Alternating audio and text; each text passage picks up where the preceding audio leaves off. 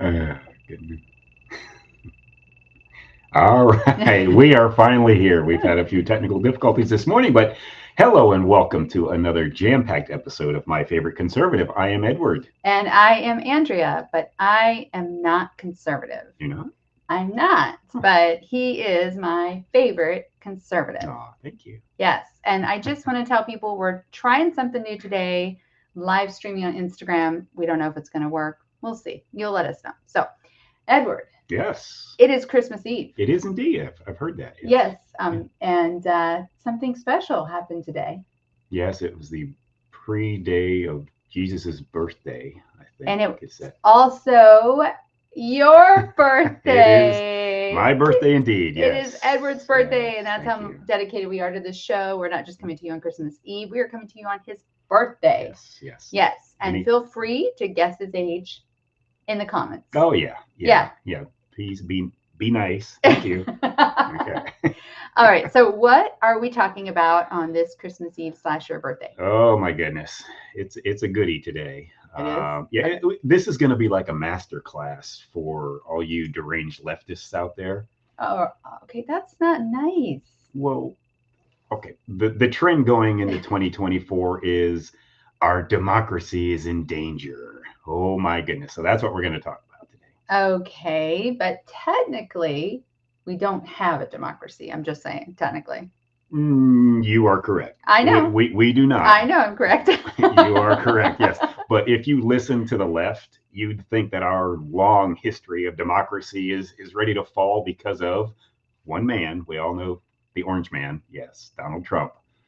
So you've got every idiot talking head on television or leftist politician, they're all spouting the same thing. Our democracy is in danger, it's in peril. You hear it over and over and over again. All right, and I see that you have a note here. Did Rush Limbaugh have a famous quote about democracy? Well, not about democracy, but he was always so, he brought to the attention of everybody out there that when a talking point came down from usually the White House, You're right. that every single reporter would pick it up and do the same talking point over and over again. It Yeah, was you a do seem like coordinated that. effort. Yes, Absolutely. for sure. Yeah. Okay. Um, if we don't have a democracy, would you please tell us what form of government we do have? I would love to. Well, That's thank very you. kind of you. Well, Yes. we have what's known as a representative republic or a constitutional republic, not a democracy. All right. So for those people, now I'm going to trust that most people know the difference, but for those who Mm, okay, you need to give people the benefit of the doubt. no, you don't. Okay, yes, you do. All right. So for those people who don't know what a representative republic is, would you kind of explain the difference between democracy and Yeah, well, republic? if you go to one of the great founding fathers, James Madison, he best described it, I think, when he said the difference is that in a democracy, the people meet and exercise the government in person. In a republic, they assemble and administer it by their representatives and agents. Well, we definitely have the latter. Yeah, yeah, and actually, a great dictionary definition is it's a democracy is a government that is ruled according to the will of the majority. A republic is a representative form of government that is ruled according to a charter or constitution. Hence, we have a constitutional republic because everything that we do in this country is guided by the Constitution.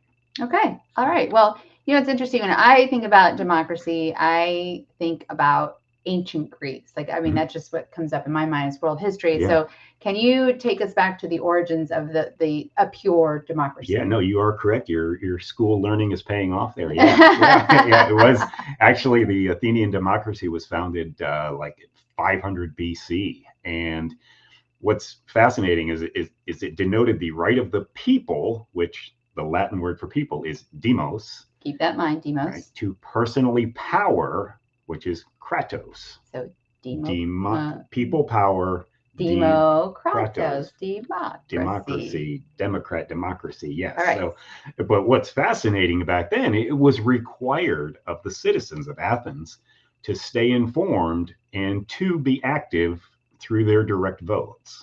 How did they? I'm just curious, and I don't know that we know, but how did they enforce that requirement? I don't know if they had to enforce it. I think that people took so much pride in where they were. And again, And it we're was a only small society. right. We're It's very talking, small. yeah, much smaller communities than we have today, for sure. It's almost like it's sort of it was a small big city. Yeah. You know what I mean? Yeah. Yeah. Yeah. Okay. So it's one person, one vote, and the people of ancient Greece voted on everything. Yeah. So Okay. let's try to imagine that today. That a true democracy is everybody votes on everything. Okay. We have 350 million people in our country. I don't think enough people care. Well, don't care, aren't informed, but the cost involved, first off, what are we going to have a vote like every week on what's up, right? Okay, yeah, fair enough. Imagine, trying to get people to actually go to a voting booth every week. Right. It's impossible. Yes. So that's why when people call for a, direct democracy, power to the people, all that crap, we can't do it. It's absolutely impossible to administer something like that. Okay. I was going to bring this up later, but I'm going to bring it up now because there is one country that has, it's a very rare example of a country that has a direct democracy. And would you like to guess what country that is? I'm going to imagine it can't be that large. It's not. They have just over 8 million people in the entire country. Do tell. All right, so that country is Switzerland. They do have a direct democracy. They have these levels of municipalities, cantons, which a word I'm not familiar with, and the federal state. And the citizens have more power there than they would have in a representative democracy. But to your point, it is 8+ million people, but it's also a very homogenous society, and it's a very small country area-wise as well. So I think it's much easier to get people involved. Well, yeah, I think the key word there is you said it's homogenous. Yes. And, we always talk about diversity being our strength. Well, it can be and it can't be, because sometimes it's not, because when people come from different parts of the world and they're not all buying in on America, if you will, or they did things differently at home, it's hard to get everybody to do the same thing. Okay. And that's why the Swiss have this long history of being personally involved in their government. Yeah. Okay. Yeah. All right. So I know you have an illustration that I think is excellent. Well, I think the greatest illustration of a true democracy is two wolves and a lamb deciding on what's for dinner. and the meaning for that is that 51% of the people can impose their will on the other 49 in a true democracy. Yeah, 50.1, right. As a matter of fact, right. 49.9. So, let's imagine if the 51% get everything they want. Okay.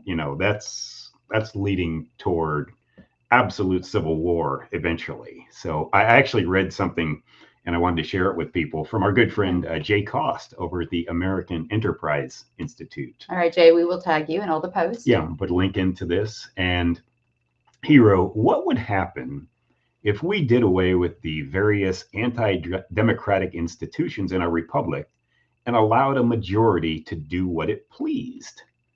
My wager be a narrow, fleeting majority dominated by the ideological diehards on one side or the other. That's a good point, one side or the other. Yeah. Would use its temporary hold on power to really stick it to the detested minority. Like, we can see that there's a lot of hate going back and forth. Those in the majority would do so under the false claim that they were simply advancing the national interest. And my guess is that they would do so in a way designed to create a permanent hold on power for themselves in government. I mean, that's, he's just saying, look out, because if you get 51% of the people, and it can be the slimmest of majority, you're going to get the zealots out there, and they will crush everything that the other side wants. Okay. And he goes on and it says, but we do not live under that kind of threat. Instead, our system generally promotes gridlock. We often bemoan that this is a fault, but it is in fact our system's greatest virtue. Our government is designed to slow down the decision-making process so that the people can debate, deliberate, and ultimately come to a conclusion that truly works for the benefit of the whole nation and does not trample the rights of some political minority. In the absence of that kind of broad consensus, our government does nothing. I think that is an amazing insight. So I think it is a really good insight. The part that I take issue with is, and I do want to quote him again, that truly works for the benefit of the whole nation does not da da da. So I'm not so sure that, let's say, the government's slowing down, like he said, people can debate, deliberate. Well, it's not we, the people, deliberating and debating. It's the representatives deliberating and debating. And there is so much ideological issues that come into play. And I don't feel like those representatives, many of them, but not all of them, I don't feel like they truly work for the benefit of the whole nation. And I don't think many of them even care whether they trample on the rights of political minority. Correct. Yes and no. Okay. We elect them. Okay. Well, that's true. For better or for worse. We need to do a better job. Absolutely. Okay. And, the Constitution was laid out so that if we elect bad people, that we have, especially in the House of Representatives, every 2 years, they get it. Now, remember, the Senate actually was governor appointed for many, many years, up until the 1920s, I believe. And then it went to a statewide vote. But in terms of like the do nothing Congress or them lining their own pockets, I love it when a Congress does nothing, air quotes. And I mean, why? Because what do you mean? So many times the media especially try to grade the effectiveness of Congress on how many bills they pass. Well, I do disagree with that. Yeah, that's dumb. When Congress, when there's a government shutdown or there's a holiday break, I'm actually more excited because they're not wasting more of our money. We're not getting ridiculous bills that are just so far out there that they. So you prefer quality over quantity? Absolutely. I agree with that. Okay, I agree with that. So anytime you hear that this Congress didn't pass as many bills as the last one, you should be cheering. Yay for that. Yeah, okay. That's fair. That's right. So how do you think this sort of plays out in today's political arena when we talk about democracy? Well, it's one of these words that is taking on a new meaning because I think the Democrats actually try to fool people, because the word democracy is very close to Democrat. Same root word. Yes, correct. Same root words. Yes. And I think that they are trying to own the word democracy, if you will, and that to trick people into thinking that we have a democracy, that democracy and a representative republic are the same things, and they are completely not. And if people hear it over and over again, they're not going to go. A lot of people are not going to go digging into the root of these words. That's why masterclass today for you lefties out there. And I don't think it's a masterclass for lefties. I think it's a reminder that it's for everyone. It is. Okay.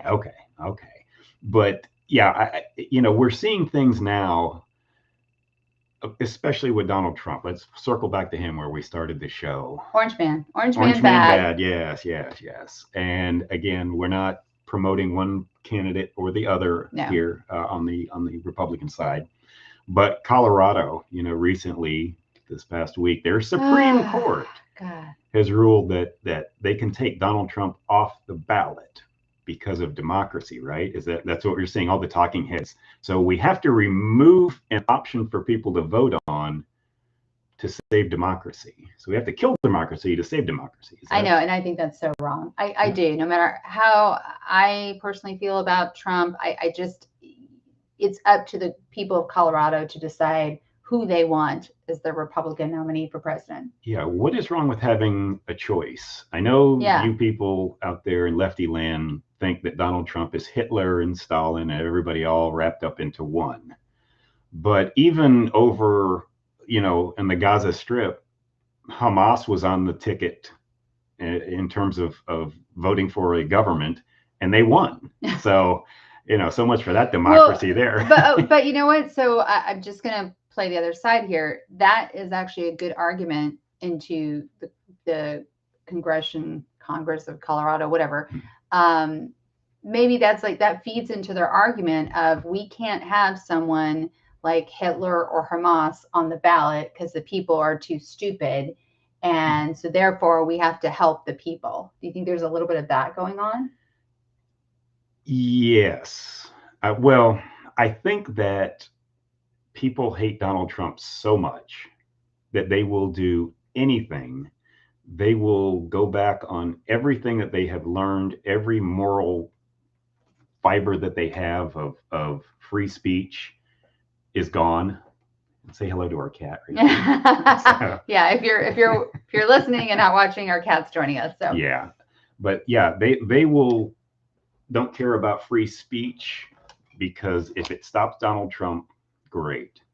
Now, who's going to be after Donald Trump? Who's the next Donald Trump that's going to be even worse than Trump? And they're going to look back at Trump and go, wow, gosh, he really wasn't that bad, Because remember, it was George Bush, right? I know. Bush Hitler, that was always a great bumper sticker that all you lefties had on your little Priuses. Okay, not all lefties had it, and Priuses didn't exist back then.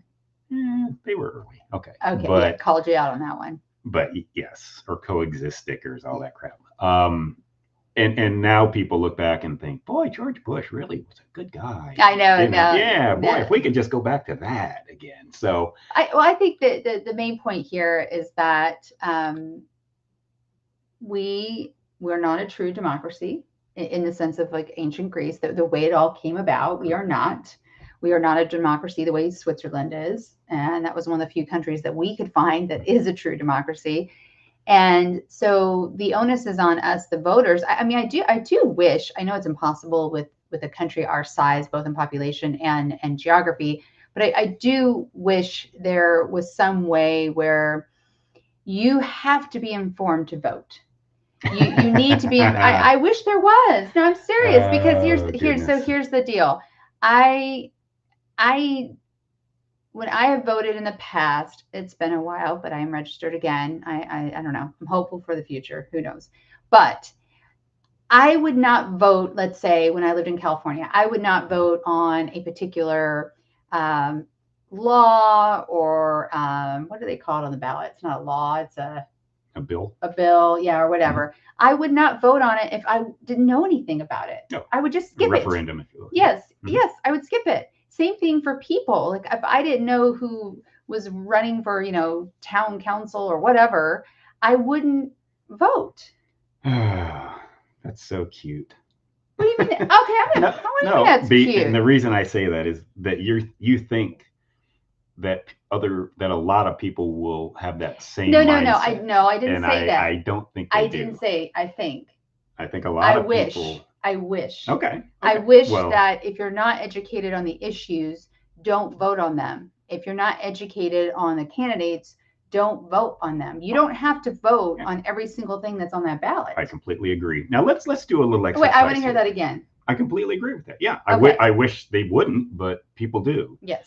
And so many people, left and right, they will go in and they will go down the entire left side of the ballot or the entire right side of the ballot. Voting down ticket. I hate that, by the way. Yeah. Look at things individually. Somebody may not be the best person for that particular post, or issue or whatever. But let's do a little exercise here. Okay. So if in a true democracy that the left tends to keep repeating that we have, if 51% of the people can push down the other 49%, let's go back in our history a little bit. Okay. Would we have the Civil Rights Act? I think not. I don't know. I think not at all. I absolutely, in 1960, 65, 64, 65, I mean, from the 50s, 60s, whatever, there wasn't this great enlightenment, okay? There wasn't in the country. And if people in the privacy of a voting booth would have, in my opinion, would have rejected it. Okay. Let's look at another issue. All right. Gay rights, gay marriage. That's right. pick that specifically. Yeah, look at gay marriage. That I don't think that got any states on board until it had to go through Congress and things. In terms of popular vote in states all around the country, it went down time after time after time. Would we have even be able to reach a point where you can bring people to get the 51% on your side? Yeah. So, okay, that's interesting. Yeah, even Obama evolved on how he felt about. Look at trans rights. Okay. I don't think we should go down this rabbit hole. You think about it. Now we're talking like less than 1% of the population have this incredible power through legislation over the rest of us. Okay, you're making an argument for a pure democracy right now instead of a representative republic.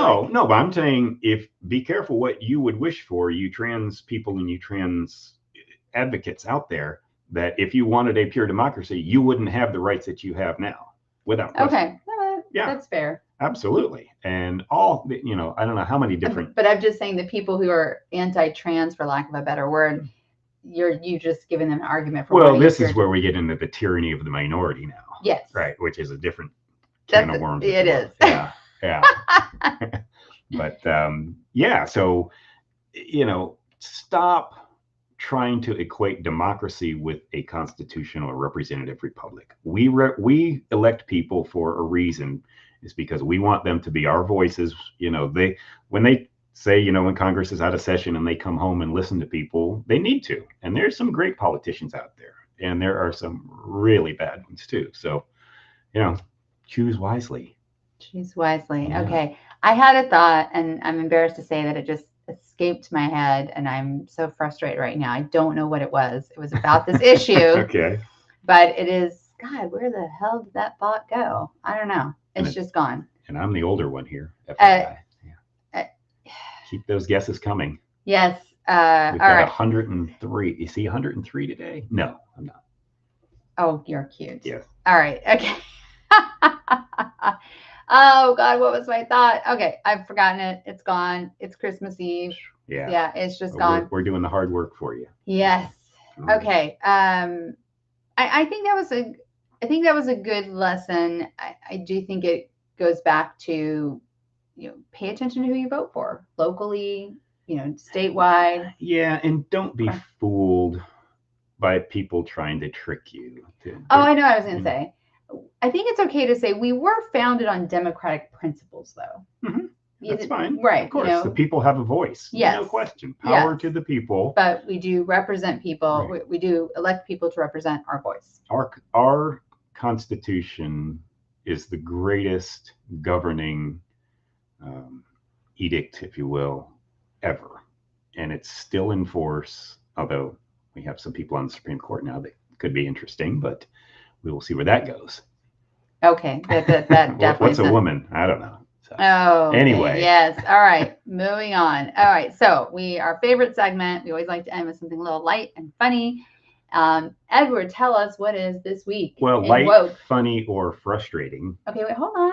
Okay. You cut me off. I'm sorry. Go this ahead. Week in woke. Yes. Okay, now. Yes. Okay. But yeah, when you're saying light and funny, it can also be one where you have to grit your teeth. But this is from our good friend Lincoln Brown over at PJ Media. Love PJ Media. And indeed, great website. And the title to the article is "Turn Out the Lights, the Country's Over."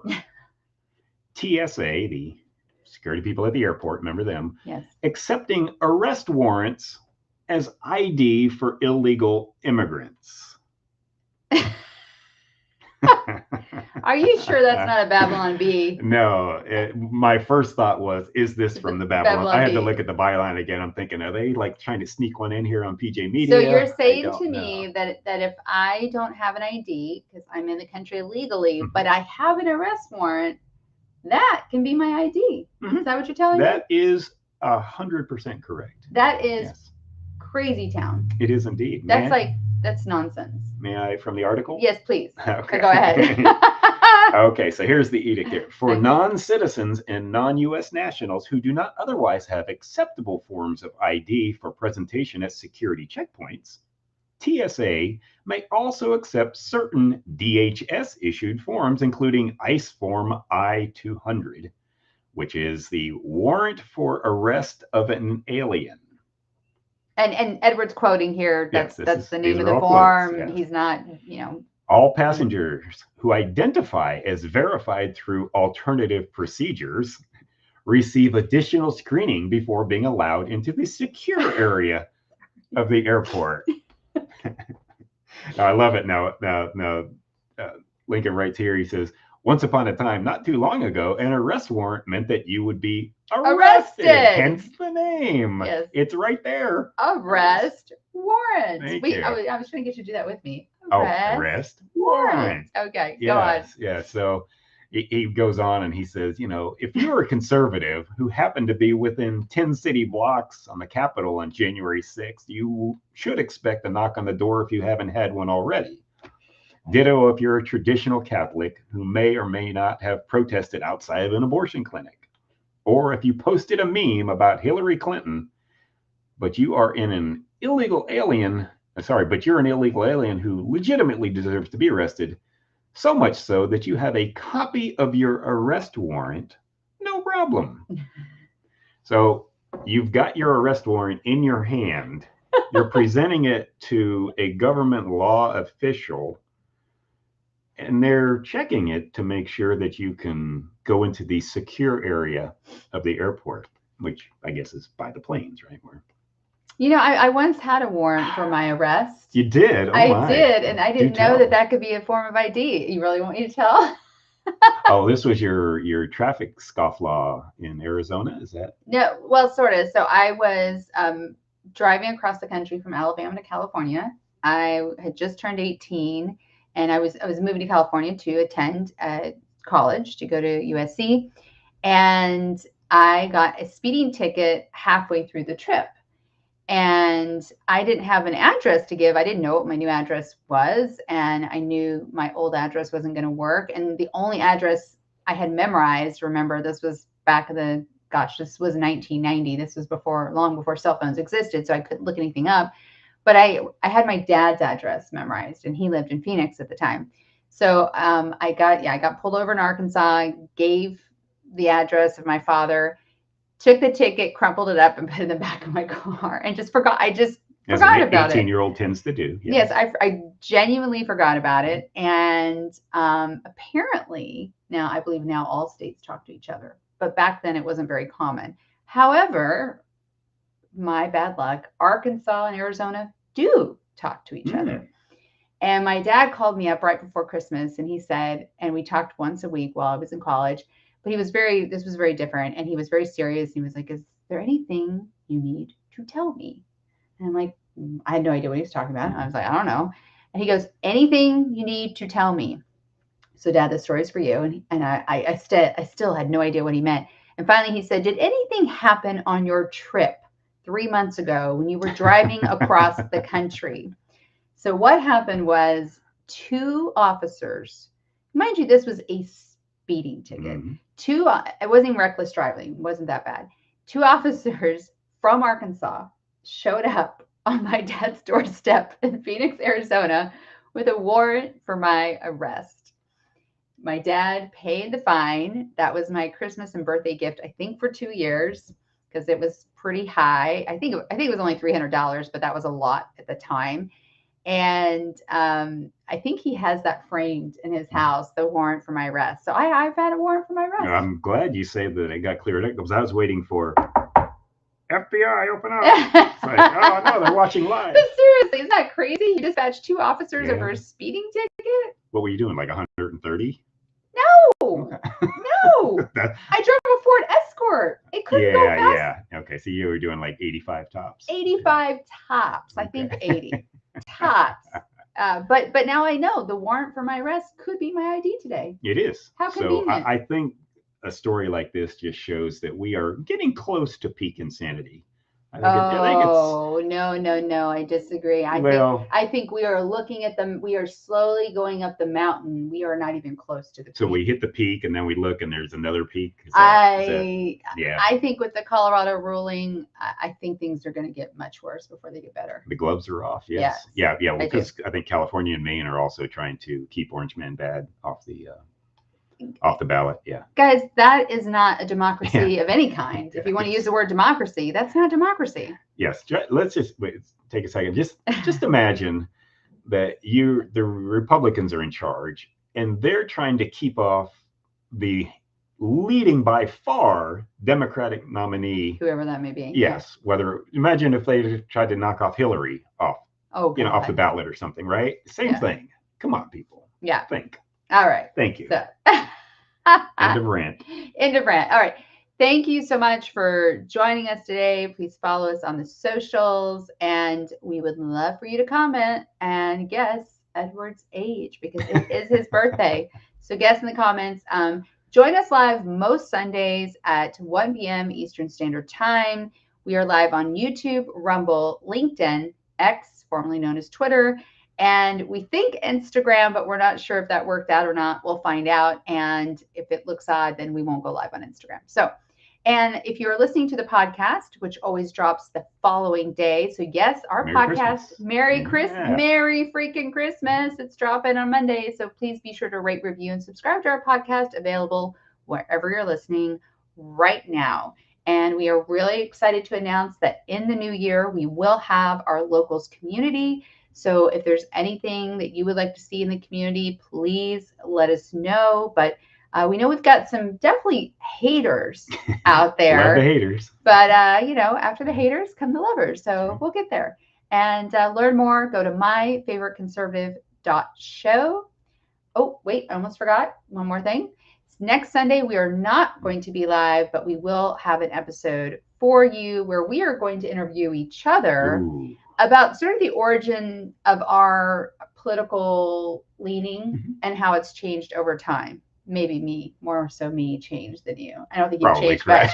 But anyway, so we will have a show next week, but it will not be live. But it will, you'll get it.